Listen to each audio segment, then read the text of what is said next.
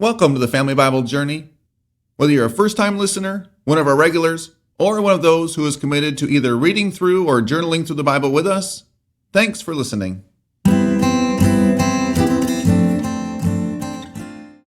This is episode 430, Season 1 of the Family Bible Journey Old Testament podcast. Today we're looking at Ecclesiastes chapter 1. The title of today's podcast is A God-Sized Hole, and our key verses for today. The entirety of the first chapter of the book of Ecclesiastes, where we read, "The words of the preacher, the son of David, king in Jerusalem. Vanity of vanities, says the preacher, vanity of vanities, all is vanity. What does man gain by all the toil at which he toils under the sun? A generation goes and a generation comes, but the earth remains forever. The sun rises and the sun goes down, and hastens to the place where it rises. The wind blows to the south and goes around to the north. Around and around goes the wind, and on its circuits the wind returns. All streams run to the sea, but the sea is not full. To the place where the streams flow, there they flow again. All things are full of weariness. A man cannot utter it. The eye is not satisfied with seeing, nor the ear filled with hearing. What has been is what will be, and what has been done is what will be done, and there is nothing new under the sun. Is there a thing of which it is said, 'See, this is new'?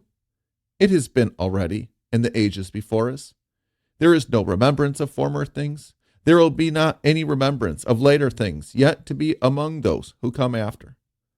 I, the preacher, have been king over Israel in Jerusalem, and I applied my heart to seek and to search out by wisdom all that is done under heaven.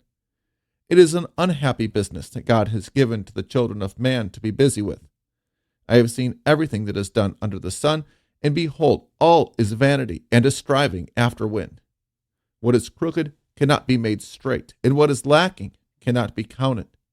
I said in my heart, I have acquired great wisdom, surpassing all who were over Jerusalem before me, and my heart has had great experience of wisdom and knowledge. And I applied my heart to know wisdom and to know madness and folly. I perceived that this also is but a striving after wind.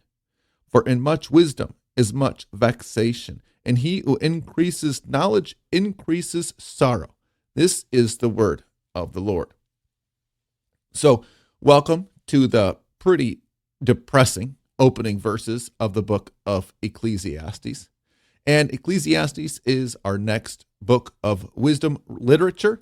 We had Proverbs in our previous episodes. We'll be getting into the Song of Songs, or the Song of Solomon, after we conclude our exploration of this book of Ecclesiastes.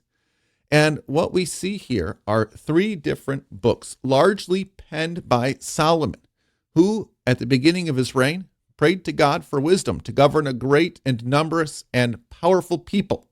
And God answered his prayer by giving him not only wisdom, but also fame, riches, and honor to surpass any of the kings of Israel that had been. Thus he surpassed in many ways even the great King David, and then also any that would come after him. But this King Solomon, who was and is revered by many as the wisest man to ever live, even though God had blessed him and given him every earthly thing, it appears that by the end of his life, he was quite depressed. And there is a strong tradition among both the Christian and the Jewish traditions that the books of Solomon, the Song of Solomon, written when he was a young king early in his reign, the book of Proverbs, written by a middle-aged Solomon, and then Ecclesiastes is a book of wisdom that he wrote later in life. And this fits human experience, does it not? The tone of the Song of Solomon, it is love, it is exciting, everything is roses and rainbows and flowers and unicorns. The book of Proverbs fits well. Someone who is striving and building in the middle of life, perplexed by and pondering the ways of God and humanity and the ways of the world. And then later in life, Solomon here comes a little bit off like that crotchety old man, sitting in a chair on his porch, yelling at the kids, "Get off my lawn," because he hurts and everything hurts. And his life that he spent building and striving and achieving, he comes to terms, or is coming to terms, with the fact that it is all fleeting. And as great as he was, as much money as he may have in his retirement account, as wonderful as life with Social Security and Medicaid or Medicare may be, he finds that as he gets older, things get harder, everything hurts, and those pleasures that he had sought solace in, they are vanity. None of it lasts. None of it is as fulfilling as he had hoped it would be.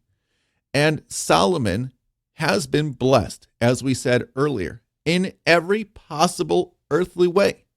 He is rich, he is powerful, he is popular, he has people coming from other continents in ancient times, traveling likely hundreds, if not thousands of miles just to listen to him, hanging on every word. This guy has 700 wives and 300 concubines, 1,000 women to please his every carnal desire. And what do we see? That he found no lasting joy in sex and beauty, that even though he was the most powerful king in the world at his time, it was empty. He found no lasting fulfillment in power or prestige. Basically, everything that people are seeking in this life, Solomon had, and none of it was good enough for him at the end. And so he ends up, even if he was the wisest man who had ever lived, he ends up very depressed. And I have a couple of notes on this chapter that kind of frame up for us the rest of our discussion of the book of Ecclesiastes. My note in the Family Journey Bible, Ecclesiastes chapter 1, verse 8, it's a quote from Billy Graham. It says, "God put a God-sized hole in the human heart."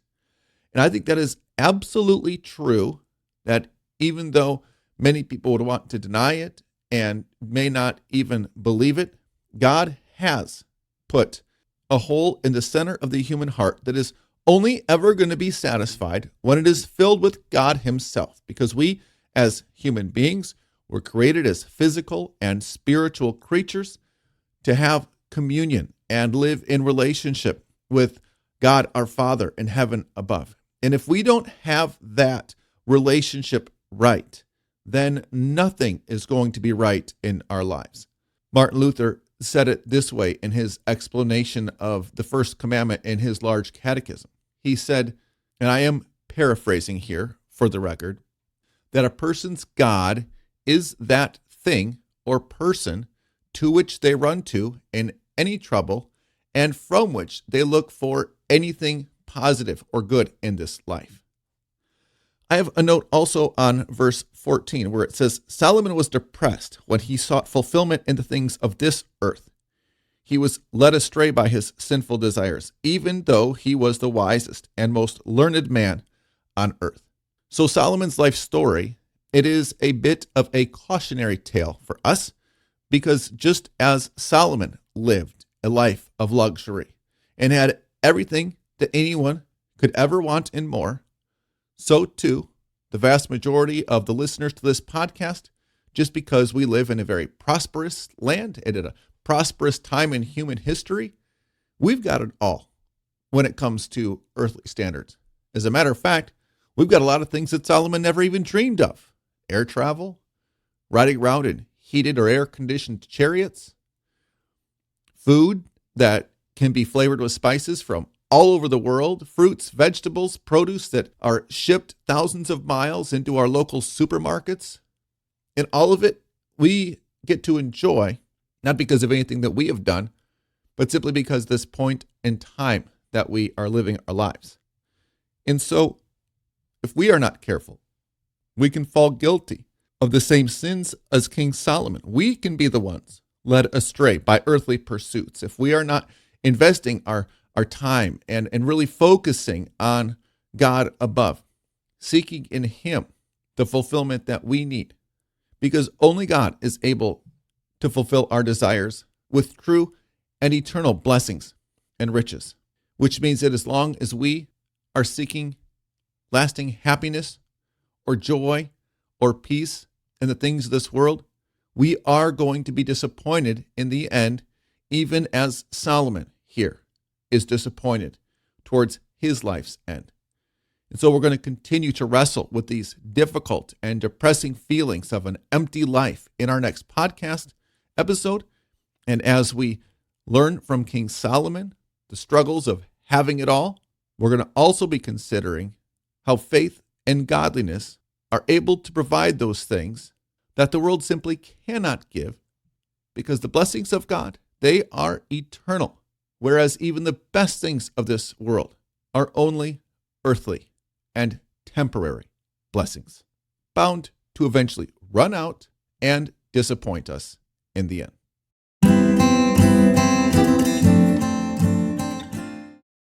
If you appreciate the faith and perspective of the Family Bible Journey, and you'd like to learn more about how I'm able to help congregations around the country as they deal with the difficulties and the opportunities of ministry, go to the website of genesisgroup.com. That's GENYSYS-group.com. Or look on YouTube, where you can watch our videos and hear what other people are saying about our work. Our blessing for today: may you find joy and fulfillment in God, your Creator, Redeemer, and the lover of your soul. Amen.